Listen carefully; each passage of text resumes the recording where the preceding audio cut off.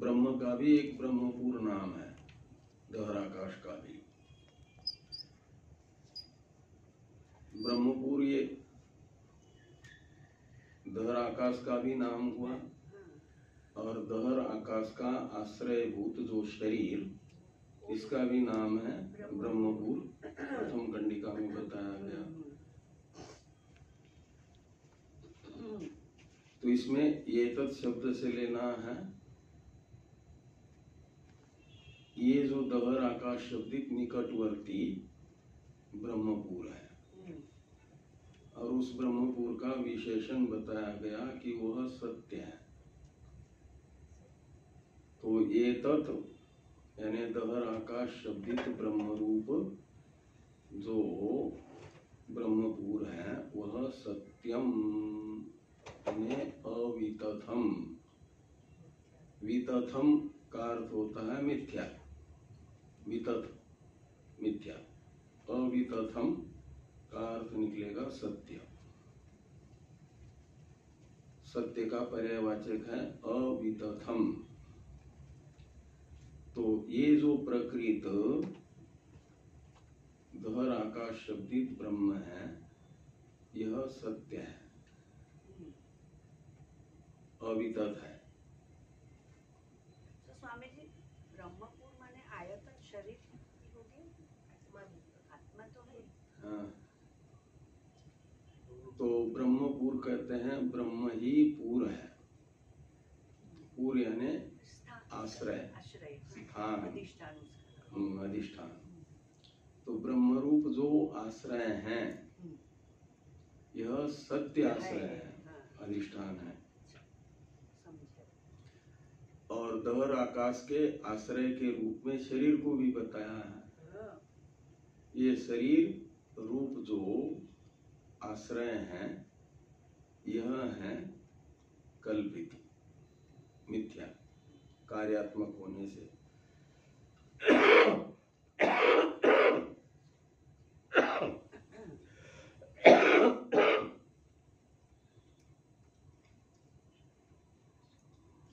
तो ये तत् सत्यम अवितथम ब्रह्मपुरम।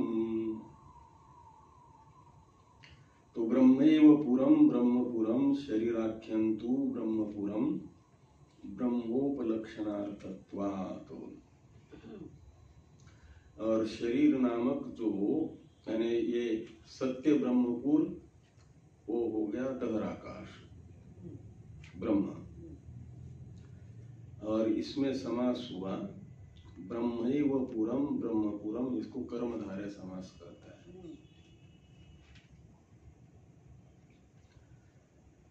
और कहते हैं शरीराख्यंतु ब्रह्मपुरम, और शरीर रूप जो ब्रह्मपुर है वह सत्य ब्रह्मपुर नहीं है, वो वितथ है, अवितथ नहीं है। तो उसे फिर ब्रह्मपुर क्यों कहा गया? तो कहते हैं ब्रह्मोपलक्षणार्थत्वात्। जब कभी ब्रह्म की उपलब्धि होगी तो कहाँ होगी? शरीर में ही होगी, मैं के रूप में। शरीर के अंदर जो कमलाकार महल है और उसमें जो बुद्धि है वहीं पर अहम ब्रह्मास्मि ऐसी अनुभूति होगी। इसलिए शरीर को कहा गया ब्रह्म की उपलब्धि का स्थान, ब्रह्मोपलक्षक। तो ब्रह्म उपलब्धि का स्थान शरीर होने के कारण शरीर को ब्रह्मपुर औपचारिक रूप से कहा गया। नहीं तो स्वरूपतः ये तो वितथ ही है, कल्पित ही है, मिथ्या ही है। और ब्रह्म तो स्वरूपतः सत्य है, सत्यम ज्ञानम अनंतम ब्रह्म है, वो सत्य है। दोनों में स्वरूपतः अंतर है। शरीर रूप ब्रह्मपुर स्वरूपतः वितथ है और ब्रह्म रूप वितत है, ये अंतर है दोनों में।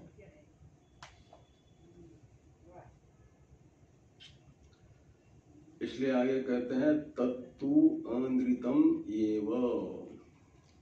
तत्तु, इसमें तत् ये सर्वनाम बताता है शरीर को, तो तत् यानी शरीरम और तू यानी तो हिंदी में। तो शरीर आख्य जो ब्रह्मपुर है वह तो अनृतम एव यानी मिथ्या ही है। अनृत कहते हैं मिथ्या को।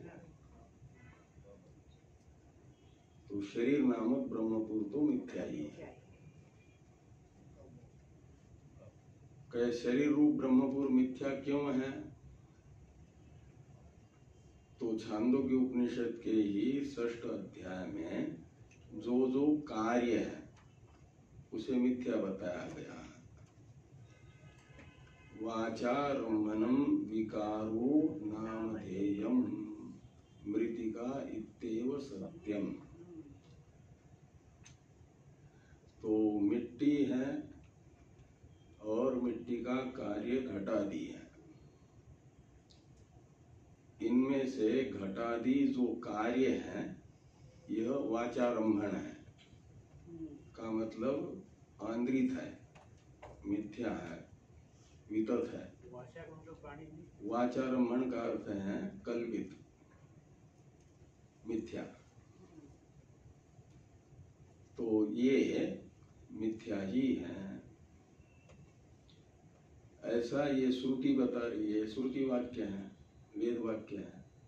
तो वेद प्रमाण से विकार शब्द का अर्थ है कार्य। विकार कहते हैं कार्य को। तो जो भी कार्य है वह वाचारंभण है, यानी आंद्रित है, मिथ्या है, कल्पित है।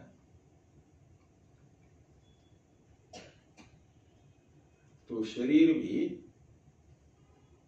कारण तो नहीं है, कार्य कोटि में आता है।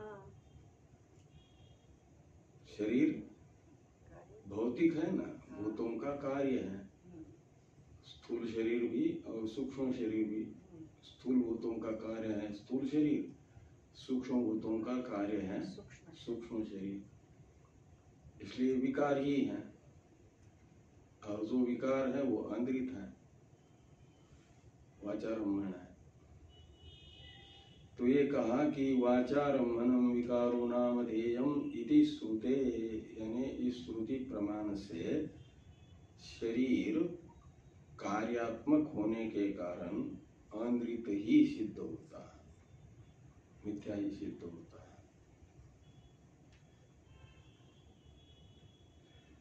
आगे है तद विकारे आंद्रितेपि देह सुंगे ब्रह्मोपलभ्यते इति ब्रह्मपुरम इति उक्तम व्यावहारिकम। तो तद विकारे आंद्रितेपि देह सुंगे, इसमें देह सुंग में जो सुंग शब्द है ना, उसका भी अर्थ है विकार, कार्य। तो देह सुंग का अर्थ है देह रूप जो कार्य है, शरीर रूप जो कार्य है। इसका यह कार्य कैसा है? आंद्रिते भी, आंद्रित होने पर भी, मिथ्या होने पर भी। हाँ। तो तद विकारे आंद्रिते पी देह सुंगे, ब्रह्म की उपलब्धि होती है मैं के रूप में। तो ब्रह्म उपलभ्यते इति, इति यानी इस कारण से, इति शब्द का अर्थ निकलेगा इस कारण से। ब्रह्मपुरम इति उक्तम व्यावहारिकम, इसलिए उस शरीर के लिए ब्रह्म शब्द, ब्रह्मपुर शब्द का प्रयोग प्रथम कंडिका में हुआ।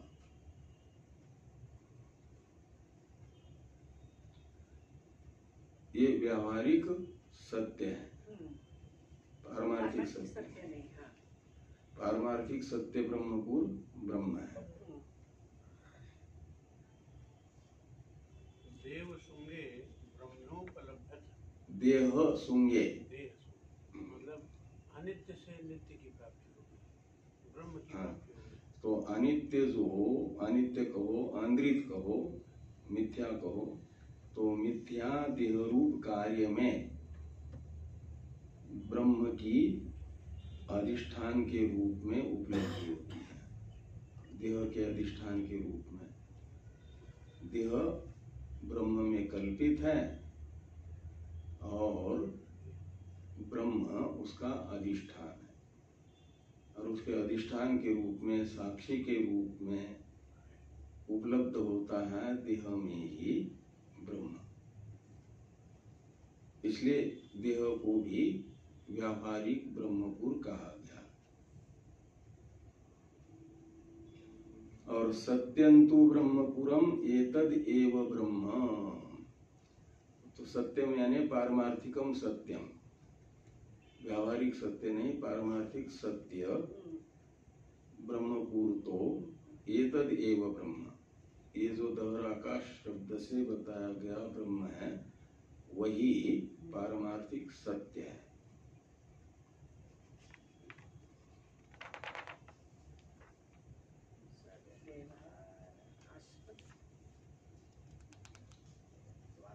तो ब्रह्म को पारमार्थिक सत्य ब्रह्मपुर क्यों कहा जा रहा है?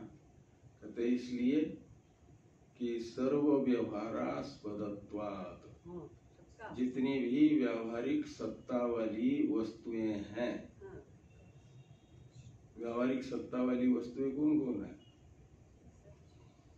जो गीता के 13वें अध्याय में बताया गया क्षेत्र मात्र है। महाभूतान्यहंकारो बुद्धिरव्यक्तमेव च, इंद्रियाणि दशैकंच पंचचेन्द्रिय गोचरा, इच्छा द्वेष सुखम दुखम संघातस चेतना धृति, एतत् क्षेत्रम, ये सारा क्षेत्र है। और इस सारे क्षेत्र को लेना व्यावहारिक सत्ता वाली वस्तुएं, व्यावहारिक सत्ता वाले पदार्थ के रूप में, अनात्म पदार्थ मात्र को, और उनका आस्पद यानी अधिष्ठान, वो कौन है? ब्रह्म। और ब्रह्म में अध्यारोपित है ये सारा क्षेत्र वर्ग, अनात्म वर्ग। तो समस्त अनात्म पदार्थों का आस्पद यानी अधिष्ठान ब्रह्म होने से ब्रह्म को कहा गया पारमार्थिक सत्य ब्रह्मपुर। और उस पारमार्थिक सत्य ब्रह्मपुर की उपलब्धि का साधन शरीर होने से शरीर को औपचारिक रूप से, व्यावहारिक सत्य रूप से कहा गया ब्रह्मपुर, वो व्यावहारिक सत्य है। अतो अस्मिन् पुंडरीकोपलक्षिते ब्रह्मपुरे सर्वे, शरीर नहीं रहता है जो सूक्ष्म रूप से, तो भी अधिष्ठान तो रहेगा ही, लेकिन उसकी अनुभूति नहीं होगी। बिना शरीर के अनुभूति नहीं होगी। बुद्धि भी रहेगी, लेकिन बुद्धि जब तक अपना गोलक जो हृदय है उसमें स्थित नहीं होगी, तब तक वह अनुभव नहीं करा पाएगी ब्रह्म का। उसका कुछ चौपाटी पे घूमने के लिए आ गया हाई कोर्ट का जज, और कहा कि बहस तो उस दिन हो गई है आपके कोर्ट में, जजमेंट यहीं पर सुना दो, तो चौपाटी पर वो जजमेंट सुनाएगा? उसके लिए उसको वहीं उसका अपनी जो चेयर है उसमें बैठना पड़ेगा, वहां जाकर के जजमेंट सुनाएगा, उसका प्रभाव पड़ेगा। ऐसे ही बुद्धि अपने गोलक में स्थित होगी तो पारमार्थिक सत्य वस्तु जो ब्रह्म है उसकी भी अनुभूति कर पाएगी और व्यावहारिक वस्तुओं का भी अनुभव कर पाएगी। बुद्धि का जो व्यापार है वो जब तक वो अपने गोलक में स्थित नहीं होगी तब तक नहीं कर पाएगी। और बुद्धि का व्यापार क्या है? निश्चय। निश्चय करना। हाँ,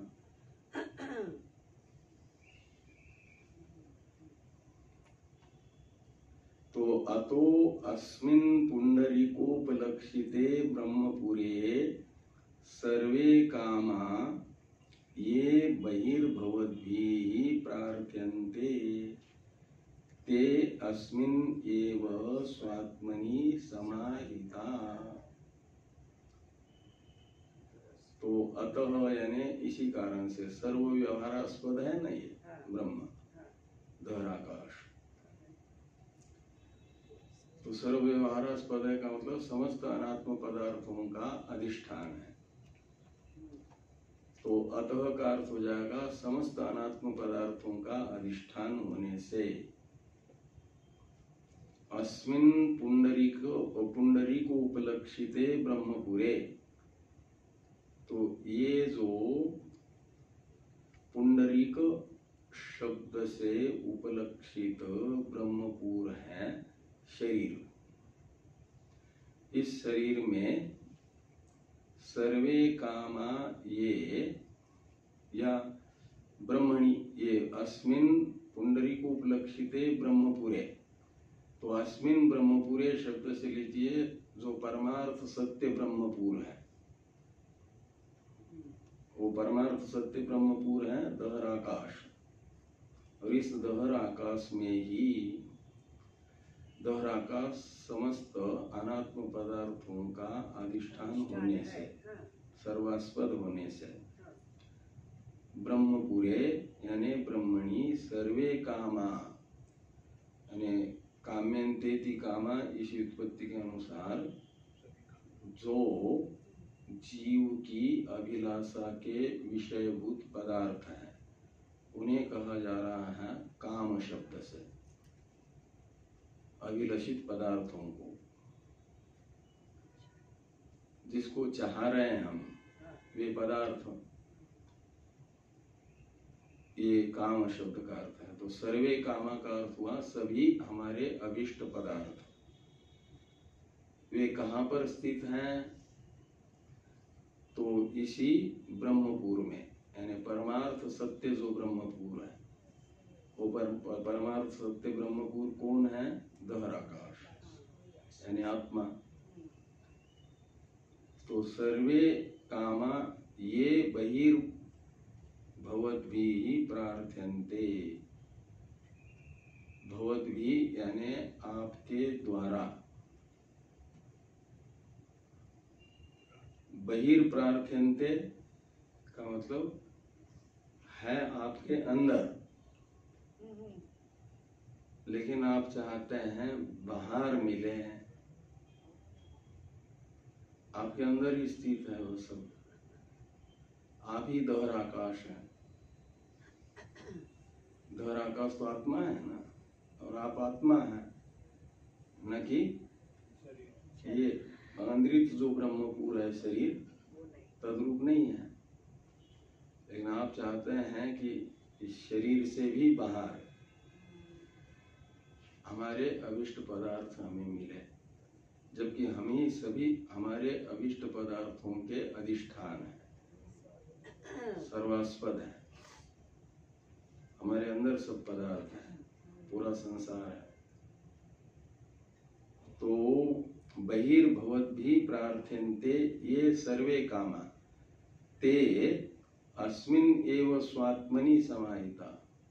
वे इसी दहर आकाश शब्दित अपने स्वरूप में समाहित है, यानी अच्छी तरह से स्थित है, आश्रित है, कल्पित है और अध्यारोपित है। अतः तत्प्राप्ति उपायम एव अनुतिष्ठते। बाह्य विषय अनुतिष्ठत, अनुतिष्ठते नहीं अनुतिष्ठत।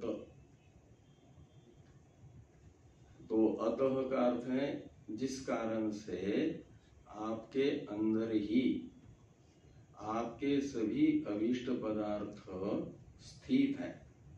अतः यानी इसी कारण से आपको चाहिए कि तत्प्राप्ति उपायम एव अनुतिष्ठत। तो जहां आपके अभिष्ट पदार्थ हैं वहां पहुंचना रूप जो साधन है उसे अपना ले, उसे करें। तो बाहर आपके अभिष्ट पदार्थ है ही नहीं, वो सब के सब आपके अंदर है और वो है आपके हृदय में।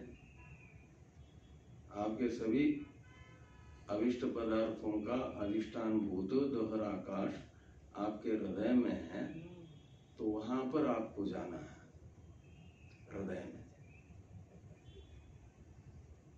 हृदय में पहुंचना है तो वो तो महल है ना हृदय। तो ऐसे ही प्रेमपुरी आश्रम में भी आना हो तो गेट पे जो गार्ड है उसकी अनुमति लेकर के आना पड़ेगा। तो वहां हृदय रूपी महल में पहुंचना है तो 5 द्वार है वहां पहुंचने के लिए, लेकिन बिल्कुल ऐसे खुले नहीं है। वहां पर भी 5 द्वारपाल है, 5 द्वारों में नियुक्त, और वो एक क्षण के लिए भी खुला नहीं छोड़ा जाता। बिल्कुल 24 घंटे की ड्यूटी लगी हुई है उनकी और हमेशा के लिए लगी हुई है। उनको सोने का समय ही नहीं है, सोते भी नहीं है। प्राण सो जाए तो फिर तो आपको अपने घर से जल्दी निकाल करके बाणगंगा पहुंचा दिया। तो इसलिए जो है प्राण कभी सोते नहीं है, बाकी इंद्रिया तो सो जाती है। प्रश्न उपनिषद में सुना था ना। तो हम सो जाते हैं तब भी कौन इस शरीर में जगता है? तो प्राण ही जगते हैं, 24 घंटे की ड्यूटी निभाते हैं। और वो एक दिन नहीं, 2 दिन नहीं, हिरण्यगर्भ की 100 वर्ष की आयु पूरी होने तक हमेशा के लिए ड्यूटी निभाता है। और उनका वेतन कितना है? इतनी लंबी ड्यूटी निभाने वाले का वेतन भी तो ऐसा ही होना चाहिए। वो हनुमान जी की तरह निष्काम सेवक है। हनुमान जी को कितनी तनख्वाह देते राम जी? कुछ भी नहीं देते। ऐसे ही प्राण, ये 5 प्राण 5 द्वारों में हृदय के स्थित है और सजग रहते हैं हमेशा। और उनकी अनुमति से आपको हृदय में पहुंचना है। इसलिए कहते हैं कि अतः तत्प्राप्ति उपायम एव अनुतिष्ठत। इसलिए क्या करें कि तत्प्राप्ति में, तत् शब्द का अर्थ है आपके अभिष्ट पदार्थों का अधिष्ठान जो दहराकाश है, यानी आत्मा है, उसकी प्राप्ति का जो उपाय यानी साधन है उसी का अनुष्ठान करें। अनुतिष्ठत बहुवचन है। यूयम अनुतिष्ठत यानी आप उसी के प्राप्ति के उपाय का अनुष्ठान करो, ऐसा भाष्यकार भगवान कह रहे हैं। बाह्य विषय तृष्णाम त्यजत इति अभिप्राय। तात्पर्य अर्थ निकला कि बाह्य विषय तृष्णाम त्यजत, तो बाहर आपके अभिष्ट पदार्थ है ही नहीं, अनात्मा संसार में तो है नहीं, आत्मा में है।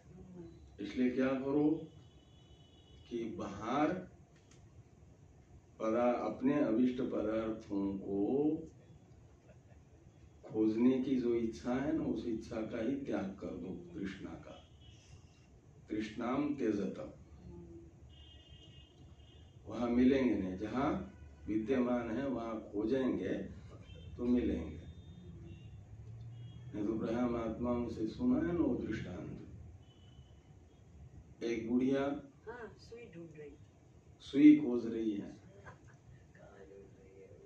झोपड़ी में हवा आ गई, बत्ती जो दीप था वो बुझ गया और वहीं पर अंधेरे में गिर गई सुई झोपड़ी में। लेकिन प्रकाश है बाहर, चंद्रमा पूर्णिमा के दिन, तो वहां प्रकाश में खोज रही है। तो वहां सुई कितना भी खोजती रहेगी तो मिलेगी थोड़ी। जहां है वहां खोजने से मिलेगी। ऐसे हमारे वास्तविक स्वरूप के अंदर ये सब है और हम खोज रहे हैं बाहर। खोजने की इच्छा करते तो वो इच्छा ही बनी रहेगी, कभी पूर्ण होने वाली नहीं है। भीतर ढूंढा होगा तो फिर ये जन्म भी कैंसिल हो जाता ना। हाँ, ढूंढा ही नहीं। तो बाह्य विषय तृष्णाम त्यजत इति अभिप्राय। एष आत्मा भवतां स्वरूपम। तो एष यानी ये दहर आकाश आपका आपकी आत्मा है, आपका स्वरूप है। भवतां स्वरूपम, यह दहर आकाश ही आपका स्वरूप है। उसको खोजो तो उसमें सब मिलेगा आत्मा में। तो कहा उस जिस आत्मा को खोजने के लिए कह रहे हो उसका कुछ लक्षण भी तो, पहचान भी तो बतानी पड़ेगी। तो उसके लिए वो लक्षण बताया जा रहा है आत्मा का, फिर दहर आकाश का। शृणुत तस्य लक्षणम। शृणुत यानी यूयम शृणुत, हे शिष्यों, ऐसा आचार्य शिष्यों को संबोधित कर कह रहे हैं कि तुम लोग तस्य यानी दहर आकाशस्य लक्षणम शृणुत, दहर आकाश का लक्षण सुनो। ये है कि अपहत पापमा, ये जो दहर आकाश शब्दित तुम्हारी आत्मा है वह अपहत पापमा है। तो अपहत पापमा शब्द का विग्रह बता रहे हैं। अपहतः पापमा धर्मा धर्माख्यो यस्य सोयम अपहत पापमा। यानी पाप शब्द का अर्थ कर दिया धर्मा धर्म दोनों। तो धर्मा धर्म नामक पाप, अधर्म उसे कहते हैं, जो पाप उसे कहते हैं जो आपके दुख का हेतु बने। तो जो सकाम पुण्य कर्म है वह भी देवादि का जन्म दिला करके दुख का हेतु बन जाता है। धर्म भी, हाँ, सकाम कर्म भी देवादि का जन्म दिला करके आपके दुख को ही निमंत्रित करता है, आपको दुख ही दिलाता है। स्वर्ग में आपका जन्म हो जाए तो वहां सुख ही सुख है क्या? फिर वहां देखते हैं कि आपको कभी इंद्र का दर्शन भी नहीं होता। वहां की जाकर के सामान्य प्रजा बन करके रहोगे और बाकी इंद्र और उनके अधिकारी जो देवता हैं वो अच्छे अच्छे बंगलों में रहेंगे चपरासी बनाएंगे और आपको किसी झोपड़पट्टी में एक आध रूम मिल जाए और वहां रहना पड़े तो कष्ट होगा कि नहीं होगा उनके बंगलों को देख करके। और कभी इंद्र की सभा में जाने को मिल भी जाए तो खड़े खड़े देखते रहो सभा का संचालन कैसे हो रहा है, और कभी बैठने को मिल भी जाए दर्शक दीर्घा में, लेकिन इंद्र जिनसे मंत्रणा करते हैं, बातचीत करते हैं, वैसे आपसे थोड़ी बातचीत करेंगे। और फिर इंद्र की कुर्सी विशेष है। ये सब देखने से वहां भी तारतम्य है, न्यूनाधिक्य है। तो उसको देख करके यदि आपको उत्कृष्ट कुर्सी मिल जाए तो सुख, और आपसे भी उत्कृष्ट दूसरे की कुर्सी देख करके दुख, ये सब होता है वहां पर। और वहां सुख भोग रहे थे, बाद में पता चला कि अब पुण्य समाप्त हो गया, जाने का समय तो जाओ। तो ये सुनते ही 125 डिग्री सेल्सियस बुखार हो जाता है। पिघल जाएंगे सब। तो पिघल ही जाते हैं। वहाँ स्मशान भूमि थोड़ी है, हाँ, वैकुंठ धाम नहीं है, वहाँ मोक्ष धाम नहीं है। वहाँ बिल्कुल पानी पानी होता है आपके हड्डी का भी, और पर्जन्य लोक में आकर के बहते बहते स्थित हो जाते हो। फिर वहां से बादलों के माध्यम से ऊपर से नीचे गिर जाते हो, और बिल्कुल पत्थर पर गिर जाए तो सिर भी हाँ, फूट जाए। हड्डियां टूट जाए, ऐसा हो जाता है। ये पंचाग्नि विद्या के प्रकरण में हाँ, पहले इसी उपनिषद में आया है। तो इसलिए जन्म का हेतु जो भी है, पुण्य हो या पाप पाप हो, हो। यानी धर्म हो या अधर्म हो, पाप ही है। इसलिए अपहत पापमा में पापमा शब्द का अर्थ कर दिया धर्मा धर्माख्य, धर्म और अधर्म नामक जो पाप, जन्म का हेतु पुण्य कर्म तथा पाप कर्म, और वह अपहत हुआ है का मतलब असंश्लिष्ट हो गया, छूट गया है संबंध उन कर्मों के साथ जिसका, उसे कहा गया अपहत पापमा।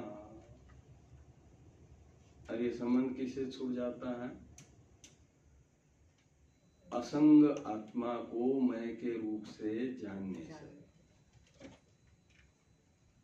आत्मा को, गहर आकाश को मैं के रूप में जानो, तो ये पाप का संबंध आपसे छूट जाएगा, आप निरंजन हो जाएगा। निरंजन परमम साम्यम उपैति, उपनिषद में आएगा ना।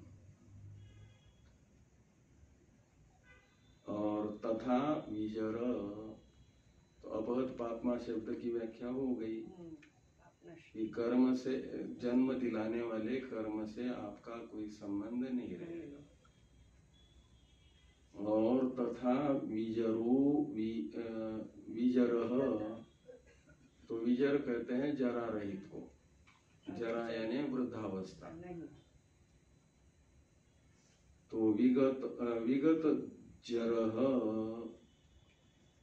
विजर का अर्थ कर दिया विगत जरह, यानी वृद्धावस्था से रहित आत्मा है।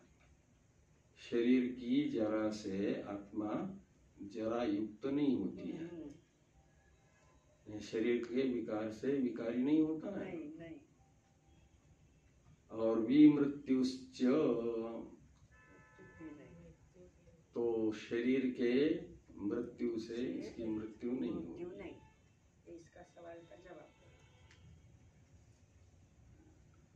तो कहते ये बात तो पहले बताई दी गई थी, न वधेन अस्य हन्यते, ये वाक्य आया था ना शुरू में। हाँ।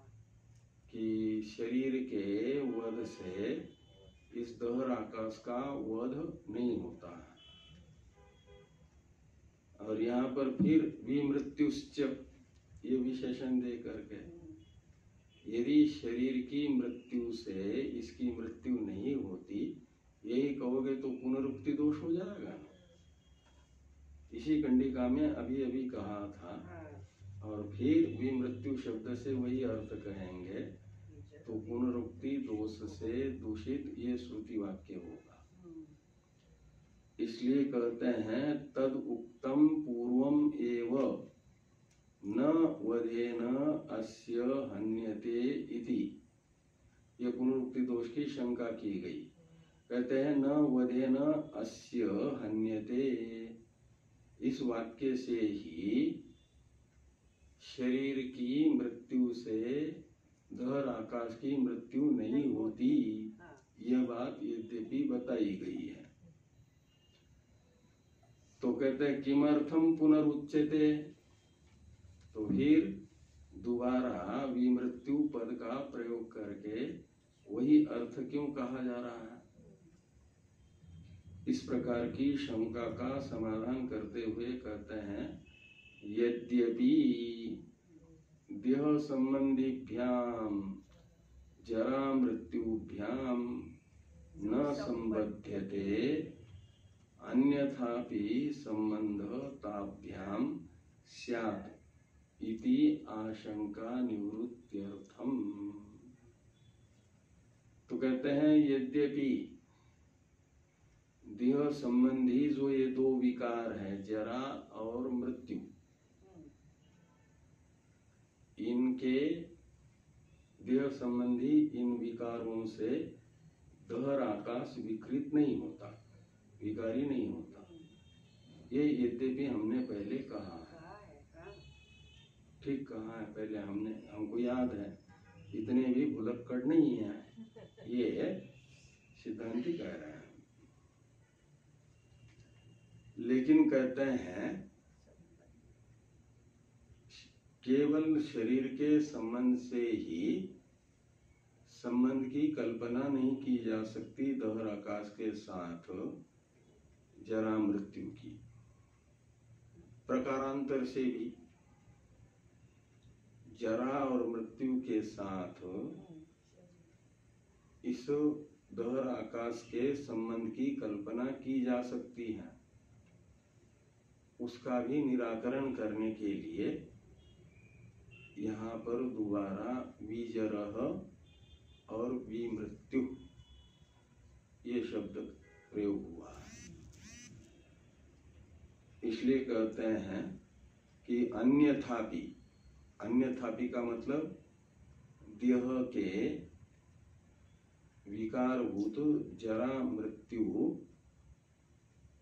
के संबंध से येष क्या नाम ये भूताकाश का संबंध नहीं होता, ये तो कह दिया। लेकिन अन्यथापि, तो अन्यथा का अर्थ हुआ शरीर के संबंध के बिना भी प्रकारांतर से हो सकता है स्वतः ही, शरीर जैसे स्वतः ही दूसरे के जरा से जराग्रस्त थोड़ी होता है, अपने ही उसका स्वभाव है। तो जराग्रस्त होना, मृत्युग्रस्त होना शरीर का जैसे स्वभाव है, ऐसे ही ये दहर आकाश भी अपनी जरा तथा मृत्यु से जराग्रस्त एवं मृत्युग्रस्त हो जाएगा। ये प्रकारांतर हुआ, अन्यथा इनके साथ संबंध होना हुआ। इस प्रकार की आशंका कोई कर सकता है। उस आशंका का निराकरण करने के लिए पुनः विजरह और विमृत्यु इन शब्दों का प्रयोग करके कहा कि जैसे शरीर की जरा मृत्यु से दहर आकाश का कोई संबंध नहीं है, ऐसे प्रकारांतर से भी जरा मृत्यु के साथ इस दहर आकाश का कोई संबंध होता ही नहीं है। ये पुनः विजर और विमृत्यु शब्द का प्रयोग करने से अर्थ निकल रहा है।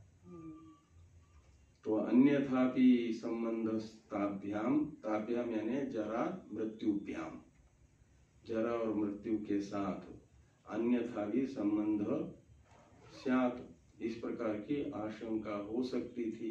उसकी निवृत्ति के लिए ये द्वारा विजरह विमृत्यु शब्द प्रयोग है।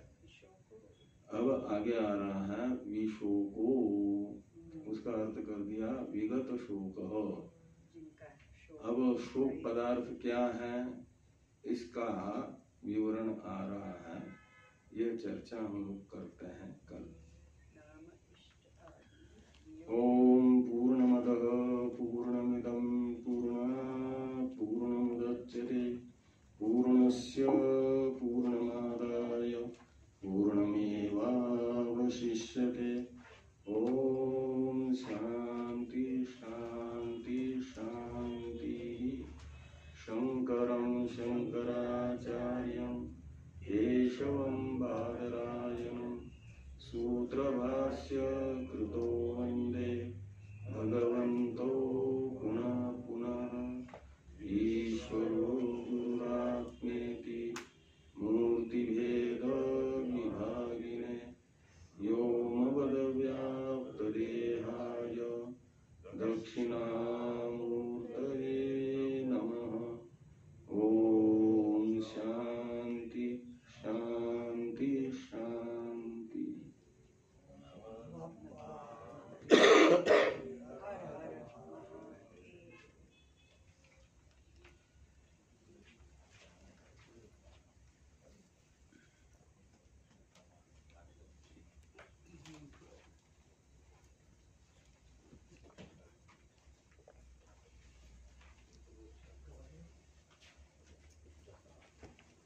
ब्रह्मपुरी में ब्रह्मपुरी बहुत चला। हाँ ब्रह्मपुर।